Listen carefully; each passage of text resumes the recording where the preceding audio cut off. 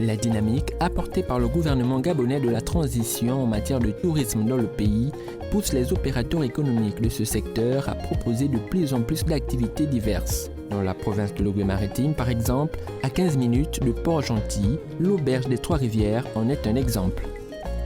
Alors nous, ce qu'on propose en activité quand c'est la saison, c'est souvent les sorties baleines.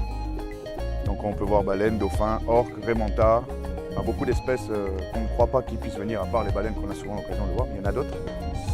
Ensuite, quand c'est pas la saison des baleines, nous ce qu'on propose, c'est la visite des mangroves. On prend le bateau, on fait des tours dans les mangroves et on va se baigner dans des piscines naturelles. À 1 kilomètre de là, même son de cloche, à la baie des Coquillages. On peut faire sortie pêche pour les fêtes de fin d'année, etc. Pour les jours fériés, on travaille.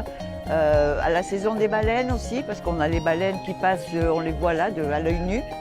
Donc on a ce beau spectacle des baleines. Les gens viennent ici essentiellement pour le repos, pour le calme, le farniente, voilà, c'est essentiellement ça. Notons que le Gabon enregistre environ 200 000 touristes par an pour un revenu estimé entre 1 et 3% du produit intérieur brut.